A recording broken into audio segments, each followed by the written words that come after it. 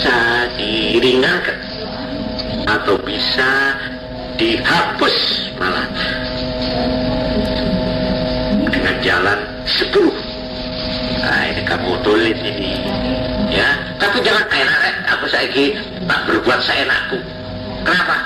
Punya 10 jalan ya, tidak boleh apa gitu.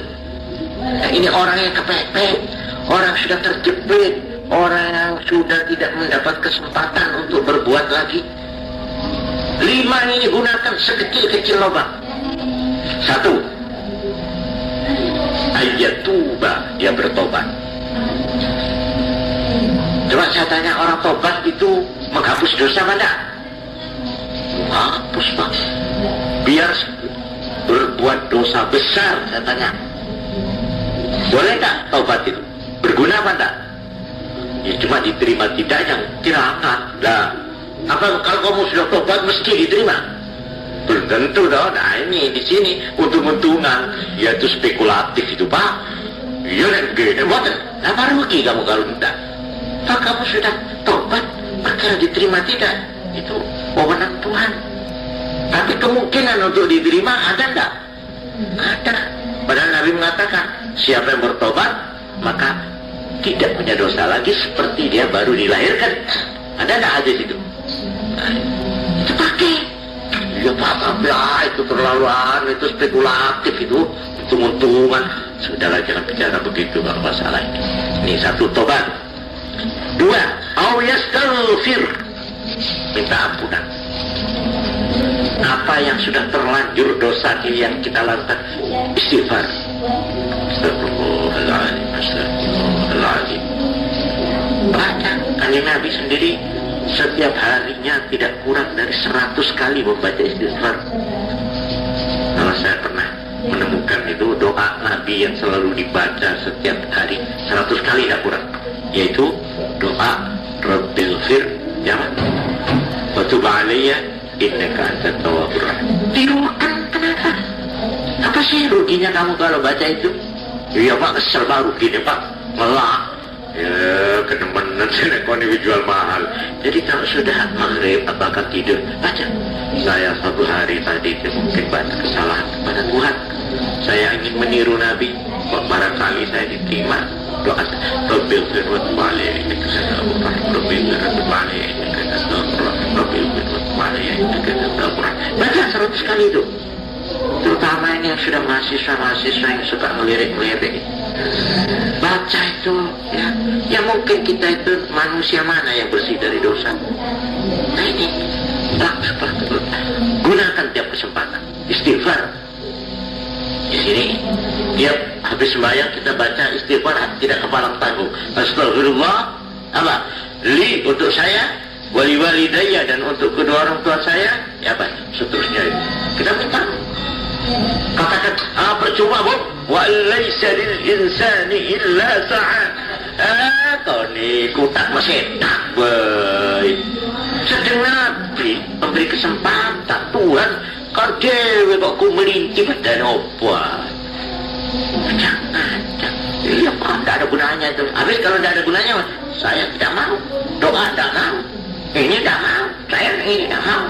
Awalaysa lil insani illa ma. Ini menjadi orang sombong ini. Kalau sombong kepada saya, tak keberatan saya. Tapi kalau sombong kepada Tuhan yang telah buka pintu, memberi kemurahan kamu, apa Tuhan? Tak bisa. Awalaysa lil insani illa ma. Dia bicara sama Tuhan begitu.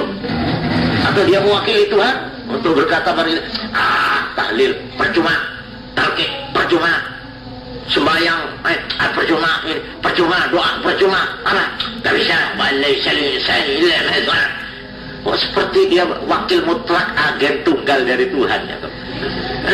Sampai bicara pecah petiti. Nah, ini secara filosofis ya. Nomor 3, jalan keluar untuk meringankan dosa, au ya'mal hasanat fayanju biha. Perbanyaklah melakukan kebaikan. Innal hasanat ya Pak, yuzhibnas sayyi'at. Langsung otomatis. Asal orang berbuat kebaikan, dosanya ya seimbang tentunya. Yang ngelakonnya apa? Umpamane ana telek anu diwisui ya dibuka langgar. Ya mungkin dosamu yang ukurannya sak telek itu dihapus oleh Tuhan. Ya delok sih. Masa kon telek melompat dosamu sing sak gudang terus di sepuro ya ndak. Karena itu Imam Ghazali menganjurkan itu supaya berimbang antara perbuatanmu dengan dosamu itu supaya diseimbangkan. Contohnya begini, kalau kamu pernah minum bir, minum whisky, minum mabuk-mabuk, bagaimana caranya menebus dosa itu?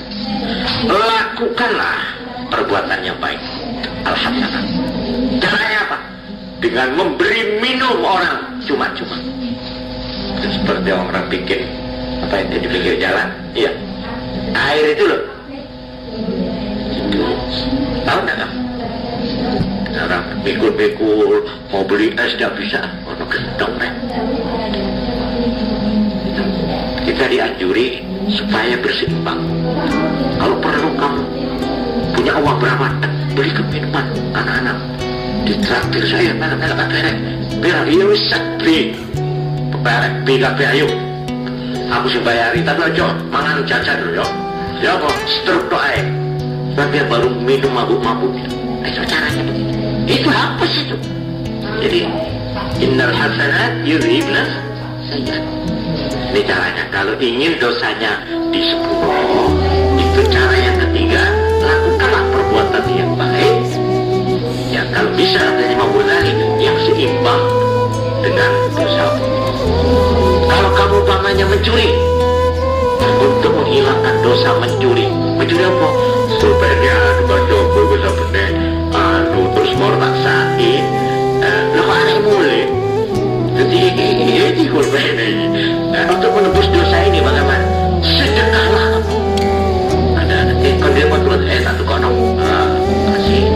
Ya kalau uangnya banyak, beli pulpen anak-anak. Ya ada kafe ada dia, ada tanda konek, bolpoin kafe. Oh mari nyolong pen di rumahnya. Itu caranya begitu. Ya. Ini yang ketiga. Yang keempat, yaitu dia harus tabah dan sabar serta ridho terhadap semua bala dan musibah yang menimpa dirinya. Ini jalan untuk menghilangkan dosa. Kamu jatuh, kamu kehilangan Honda, kamu kehilangan soko, kamu sakit, kamu apa sajalah musibah. Artinya sesuatu yang tidak bisa ditolak, itu namanya musibah. Ya, nah itu kamu terima dengan hati yang ikhlas. Baik Tuhan, aku menerima. Jangan geruntul, wah pengeran kira-kira ulas nama aku. Jadi jangan begitu. Ini cara yang keempat. Yang kelima, jadi musibah yang diterima dengan apa? Nah itu kalau musibah dong, apa itu menghilangkan dosa? Tidak, ini harus tahu betul. Orang jatuh melarat, jatuh rugi, narik di lubur tersari. Enggak. Bagaimana dia itu sabar mata, ridho mata itu, ridhonya di kena musibah itu yang menghapus dosa. Itu yang keempat. Yang kelima, kau fil barzakh bidaltati wal fitnah. Orang yang disiksa di kubur itu justru untuk menghilangkan dosanya. Tapi masih ngotak Pak Kulo boten. Setiap uang di kubur itu ada hadis tentang orang itu terus diapit itu kulit tanahnya itu sampai riak, tulang belulangnya itu hancur kabur karena dipepet kulit bergerak di tanah. Mandep pukul kuasai, pokoknya disunduk. Tapi ini justru untuk menghilangkan apa? Dosa. Disiksa di kubur bukan karena sebagai pembalasan terhadap dosa, bukan. Salah. Ada orang bang dada siksa kubur. Ada. Kenapa? Sebab siksa itu baru ditetapkan kalau sudah dihisab, kalau sudah diadili. Sedang pengadilan itu kapan? Yaumul Qiyamah, kalau orang sudah dibangkitkan dari kubur, baru diperiksa. Terhadap kesalahan, dijatuhkanlah hukuman. Jadi hukuman, siksaan, katanya orang-orang di kubur, azabul qabr, tidak ada, itu nonsen. Kenapa? Tidak logis. Lupa tidak logis. Yang belum diadili kalau sudah dihukum. Nah, itu keliru. Bahwa siksaan-siksaan yang ada di kuburan itu bukan hukuman, tapi apa? Penghilang dosa. Jadi orang ini nanti hukumannya itu yang memang betul-betul hukuman nanti. Kalau orang sudah dibangkitkan dari kubur, ditanya, sini, kumpul kabeh. Ini kamu nyolong, ini kamu begini, ini kamu ngaji Quran, ini coba dibanding ini. Oh, beratan, bagian sana. Neraka. Oh, itu hukuman. Hukuman itu tidak ada lain. Cuma apa? Yang neraka itu. Cuma beda-bedanya itu cuma apa? Lamanya. Kamu, ya sudah, 1000 tahun. Ada yang 1000 tahun, ada yang 10 hari, ada yang 1. Tidak ada hukuman lainnya itu di sana. Neraka atau apa? Surga.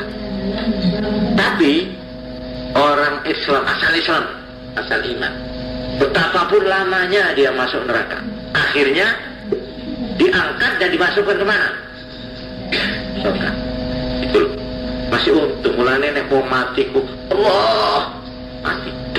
Senajan dia itu terkenal bajingan tengik, bamane ya. Pokoknya tidak ada dosa yang tidak pernah dia lakukan. Taruhlah dia dihukum di neraka sampai berapa tahun, tapi akhirnya kalau sudah hitungan hukumannya itu habis, dia akhirnya kemana? Surga. Enak, iya, tapi di tengah ini rasa gagap ini. Eko berkok. Tapi kalau orang kafir, naudzubillah, jangankan berbuat dosa, berbuat baik pun percuma. Masya Allah. Lu habis bagaimana, Pak? Orang kafir yang berbuat ini, membantu donor ini, berbuat baik, berjasa, itu bagaimana? Jasanya buat dia hanya diberikan di mana? Di dunia toh. Namanya terkenal, dia disebut-sebut dalam sejarah, dia diagul-agulkan, dia itu toh. Sebab dia tidak percaya kepada Tuhan. Di akhirat tidak berlaku, sudah habis. Terus seluruh kesenanganmu, kamu sukses dalam hidup, pangkatnya, kekayaannya berlimpah-limpah, tapi baru mesti kau dewe tidak kuat, mati seperti ini. Siapa ini yang baru meninggal itu di Rusia itu, siapa? Wah, itu kira-kira berbuah apa itu kira-kira? Padahal dia seluruh kekuasaan se-Uni Soviet itu di tangan. Pokoknya dia begini, dia cukup serang, bunuh mamanya. Cukup begini hanya seluruh kekuasaan di tangan. Tapi kalau sekarang, ya tidak. Nah, ini jalan yang kelima. Jadi saya ulangi, kamu harus tegaskan. Siksaan di kubur itu bukan hukuman. Bukan. Hukuman itu nanti diberikan kapan? Sesudah dihisab. Lalu apa itu siksaan di kubur? Siksaan di kubur itu justru untuk menghilangkan dosa orang itu. Dosa yang nanti akan diperhitungkan. Jadi kalau orang itu disiksa di kubur, dia nanti keluar dari kuburan bersih sudah. Alhamdulillah, bunuh kabeh iki pero-pero kabeh iki. Apa? Oh, lah sedengan tahu. Kuburan saya sudah jol semua. Ya tapi dia waktu ngadu, Pak Sudul. Oh, ini namanya Pak Sudul, Bun. Ya, sini. Siapa ini catatan? Sudah habis gue. Dia tepuk itu sudah. Selama dia masuk. Masuk mana? Surganya melenggarkan tuh. Karena kau buka siksa di kuburan. Ya tapi yang masih ngunucuk ngarep-ngarep ya. Jadi ngunu aku tak ngarep-ngarep disiksa di kubur tuh mending ngono. Yang keenam, jalan lepas dari dosa. Ayyadu lahu ikhwanuhu minal mu'minin wa yastaghfiruna. Teman-temannya, saudara-saudaranya mendoakan orang itu dan memintakan ampunan buat orang. Ini tidak saja berlaku di kuburan. Sekarang pun, mamanya sekarang saya, ya Allah, kalau doaku ini diterima olehmu ya Allah, itu saudara saya yang rusak morilnya itu, yang bikin kacau sak kota Jember, ampunilah dosanya. Doa saya ini diterima, umpamanya, ya umpamanya. Diampuni tidak dosa anak itu? Diampuni, dimintakan doa. Apalagi kalau ayahnya, ibunya menangis kepada Allah, ya Allah, ampunilah dosa anakku yang di SMP, apa yang di SMA, apa yang di mana itu, kok saya beritanya kok bikin ngeri. Aduh ya Allah, ampunilah dan berilah dia jalan yang lapang, petunjuk supaya sadar, diterima oleh Allah. Berguna enggak ini? Berguna doa. Juga yang mati itu, yang mati ini saya mohon ini semua orang boleh mendoakan dan berguna seperti ayat tadi itu, ya Rabbana ighfir lana. Nah, itu umum. Kalau yang hadis tadi waladin solihin yang pulau itu anaknya. Tapi kalau ayat tadi itu umum enggak? Umum. Kamu bisa. Nah, ini harus kamu lihat. Tahlil apa itu dalam rangkai. Tahlil itu sebenarnya doa. Memohonkan. Itu kecuali untuk dirinya, juga untuk siapa itu istighfar? Untuk yang mati itu. Ya, nanti secara yuridis formil nanti akan saya beri jawaban. Bagaimana Pak, itu apa ada bid'ah, apa ada nanti. Ini secara filosofis dulu. Sekarang yang ke berapa? 7. Nah, di sini mulai ada persoalan, yaitu orang itu mendapat hadiah pahala. Jadi ada orang berbuat kebaikan mendapat pahala, lalu pahalanya dihadiahkan kepada orang itu. Jadi orang itu dapat hadiah pahala dari orang lain. Nah ini di sini dicantumkan sebagai jalan yang ke-7. Jadi umpamanya saya berbuat baik, sembahyang, baca Quran, terus apa saja, lalu saya begini, ya Allah, kalau saya diberi pahala olehmu atas amal-amalku ini, maka saya dengan penuh kerendahan hati ingin supaya pahala saya itu tidak hanya untuk diri saya, juga tolong berikanlah, izinkanlah ya Allah, pahalaku itu juga kau berikan kepada ayah bundaku atau kepada embahku. Ini coba, ini sepintas selalu itu bisa diterima apa enggak? Boleh apa enggak melakukan begitu? Nah, sekarang ada pertanyaan, sampai atau tidak sampai? Bisa jawab enggak kamu? Kamu ngirim hadiah, hadiah itu mesti sampai apa enggak? Bisa jawab? Enggak bisa Pak. Tapi kamu boleh enggak mengucapkan kata-kata itu? Perkara berguna tidak berguna, sampai tidak sampai, diterima atau tidak, itu wewenang siapa? Nah Allah. Umpama tidak diterima, kamu rugi tidak? Apa lalu kamu kehilangan amal, apa pahala? Ya Allah, saya berbuat baik, saya khatam Quran. Kalau memang diberi pahala berapa? 10 kilo umpamanya ya, sebuah ukuran. Ya sudah ya Allah, 10 kilo itu berikan pada ayah saya yang sudah meninggal umpamanya. Kalau tidak sampai atau tidak diterima itu pengiriman, kamu ini yang 10 kilo itu apa terus hilang? Tidak, kamu tetap itu. Malahan katanya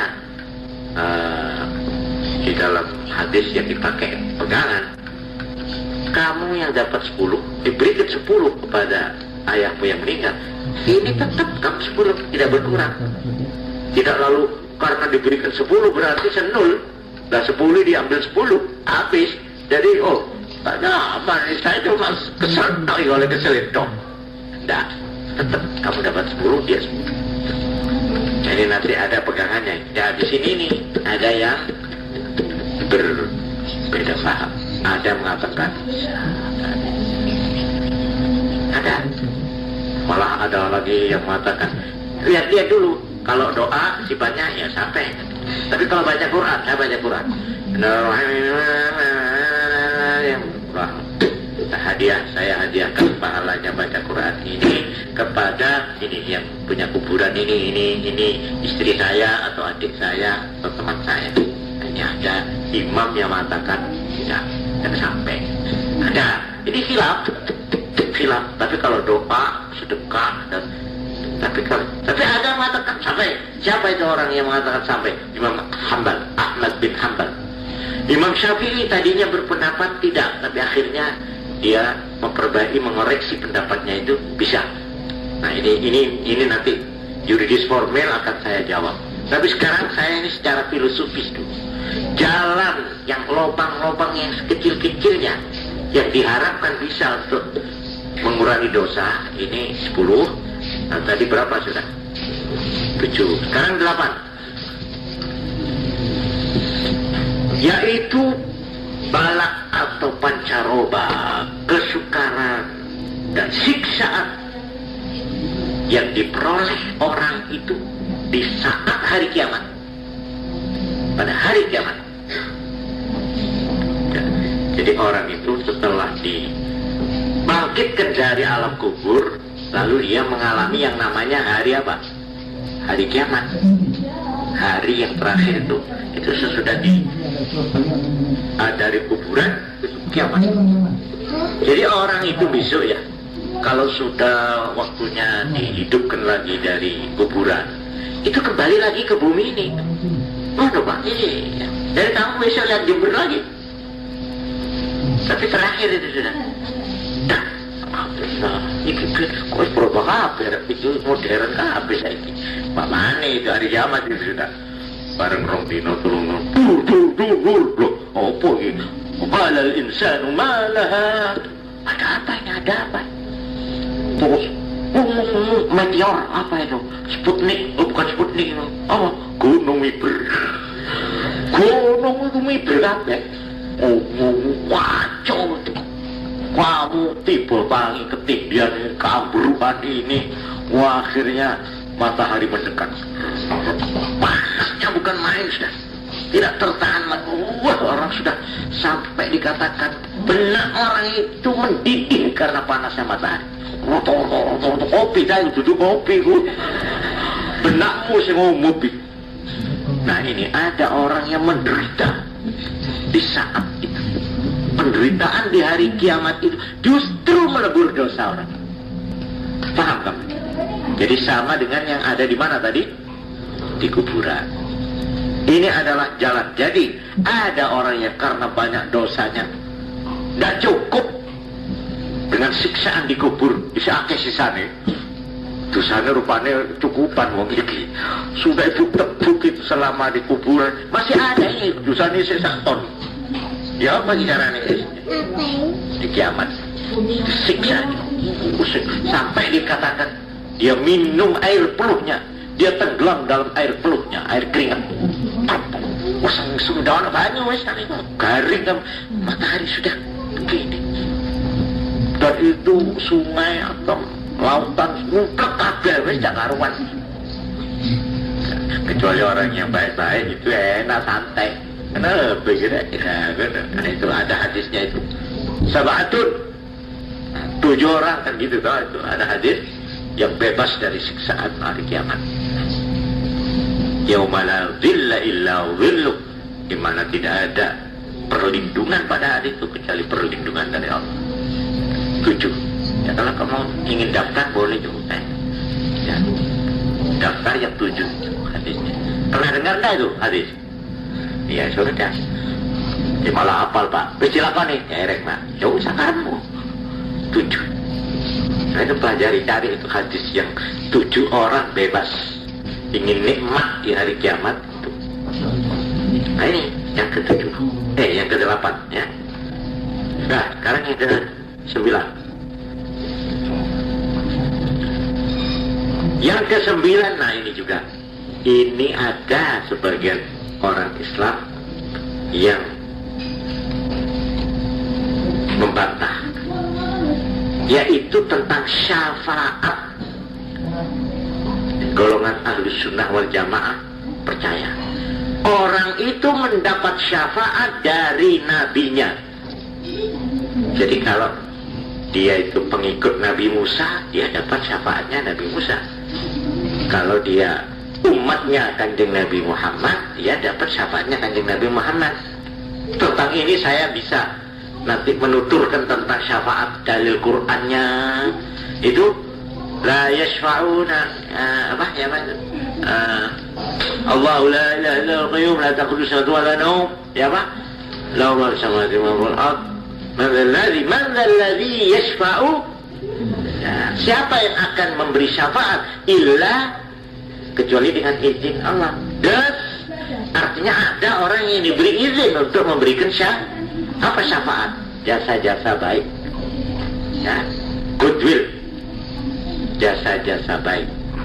Nabi, ya Allah, itu orang paling gandrung. Cinta kepada saya dengan segala macam caranya. Aku mohon ya Allah, lindungilah demi nama saya ya Allah. Ampunilah. Wah, itu syafaat namanya. Nah, orang yang betapapun besar dosanya, kalau dia mendapat syafaat dari nabinya, bebas. Jadi bebasnya itu karena apa? Karena syafaat Nabi. Ini yang ke-9. Lalu ke-10. Ini yang terakhir. Tapi justru inilah kaumnya. Justru inilah yang paling menentukan. Yaitu orang itu mendapat rahmatnya Allah, mendapat kemurahannya Allah. Nah, ini Masya Allah. Sudah, ini hak wewenang Allah sepenuh-penuhnya. Ya, betapapun besar dosa orang itu, kalau dia sudah mendapat tetesan rahmat dari Allah untuk diampuni dosanya, boleh enggak ini Tuhan mengampuni? Bebas. Ini yang saya bicarakan tadi. Ini yang namanya undang-undang apa tadi? Undang-undang fadlullah, undang-undang kemurahan Allah, undang-undang apa? Apa tadi itu? Bukan, ini yang satu ini fadlullah dan kemurahan ya, rahmatullah. Itu. Tapi kamu jangan hanya melihat ini saja, yang kamu harus ingat juga, dan harus itu yang dipegangan, yaitu hukum yang mana? Hukum keadilan Allah. Siapa berbuat baik dibalas baik, jahat jahat. Nah, sudah jelas apa enggak? Nah, sudah.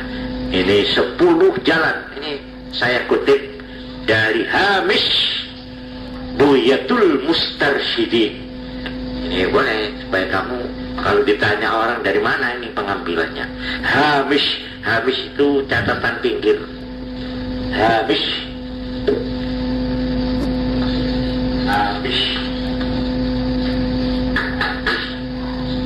dari kitab ini namanya Buyatul Mustarsyidin.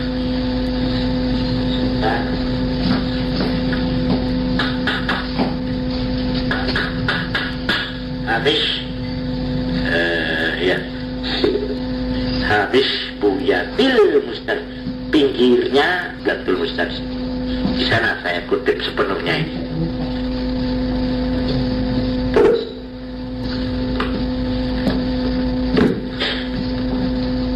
Jadi secara cukup luas sudah saya jawab. Saya belum menyinggung tentang tahlil, akhol, telung dinanan, pitung dinan, belum. Ini akan saya tunda ya, karena waktunya sudah habis ya.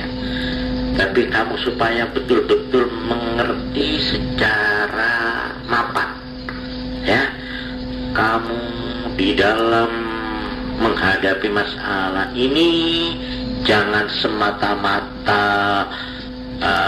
itu katanya wishful thinking atau textbook thinking atau letterlock.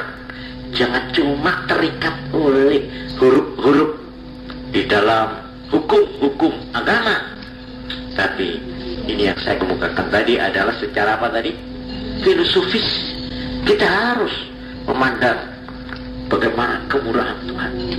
Kalau Tuhan tidak murah, coba saya mau tanya, orang-orang orang-orang yang korupsi, orang-orang yang pelacuran-pelacuran, orang-orang yang melakukan kezaliman, orang-orang yang melakukan dosa-dosa yang tak karuan banyak.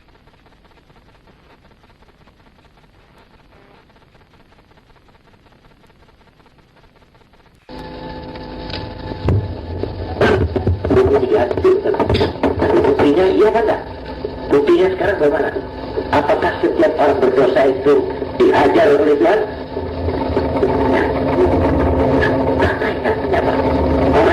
Orang dibiarkan. Orang coba ini, orang yang kecil seperti Amerika Serikat, masih tetap baik makan.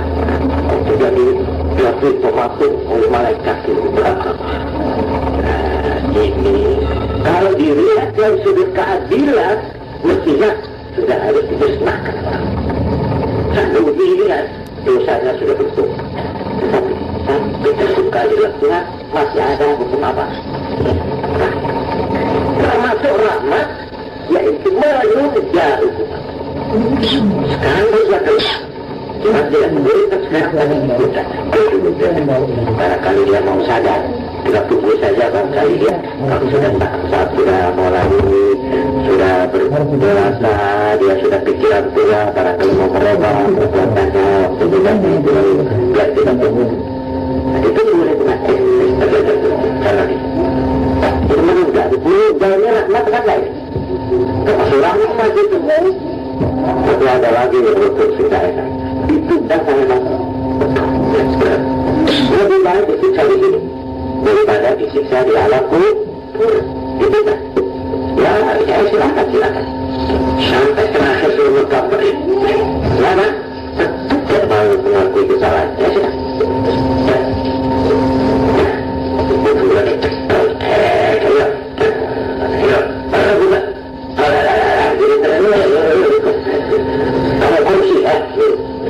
Ditambah di teman udah berbulan. Kalau itu semua masalah itu masih berbulan. Tidak pernah ada orang berani pada orang tua. Dia punya istri, saudara punya istri, ibunya itu ditelantarkan. Sampai akhirnya ibunya itu, aduh aku kalau begini lebih baik aku tidak memberikan anakku. Biarlah anakku. Semuanya untuk gereja. Itu dikatakan Rasulullah SAW. Akhirnya pada saat sahabat itu mati, tidak bisa menyebut Allah. Ayo dilaporkan pada Nabi pada harinya ahli sembahyang, ahli syarat, ahli puasa, ahli syuk. Tidak bisa. Nabi bertanya, dia punya ibu enggak? Ibu nggak tahu tidak di sini. Gimana? Itu di Mogulsari. Tapi besok sesuatu. Tapi terima kasih tahu. Kasih tahu anaknya sudah sekarang. Tahu kita. Udah kesandan sekarang. Itu kesandan. Bertanilah tunggu. Siapa? Dia anakmu itu loh yang namanya Yul. Namanya Yul. Oh, cari Yul. Kamu. Coba itu. Karena lebih baik saya tidak akan melihat dia. Sejak aku disakiti hati oleh dia. Sejak dia memenangkan istrinya. Dia membawa-bawakan istrinya. Saya diangkat. Dibukti. Dia berbudatnya. Biarlah saya lebih baik. Dia mati. Kalau dia sudah. Tidak mau.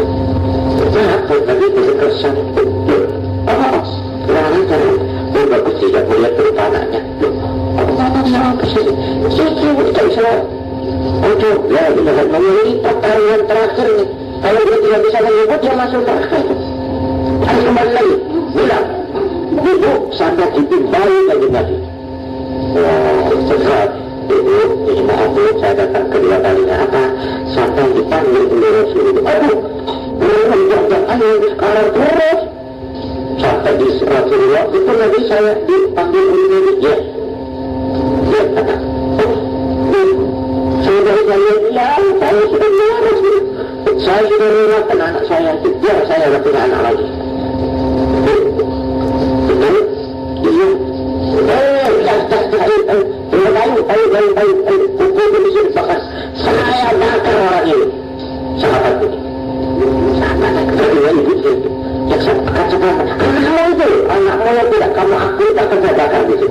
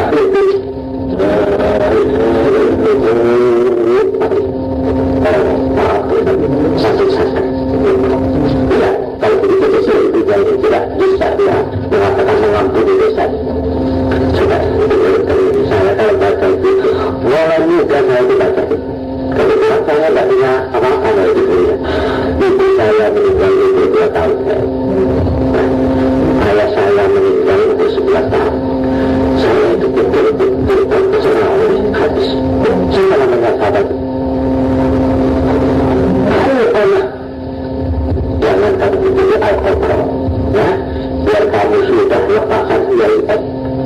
Biarpun kami sudah mengancam Kiai Haji Mukarram, ya, tapi kalau kamu berani menyakiti Haji Allah kamu akan diberikan anak kedua. Alhamdulillah menjadi. Mudah-mudahan saja Allah bisa kita dengar. InsyaAllah Al-Fatihah.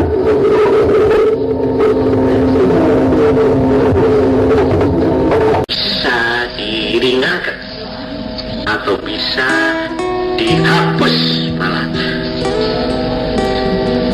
dengan jalan 10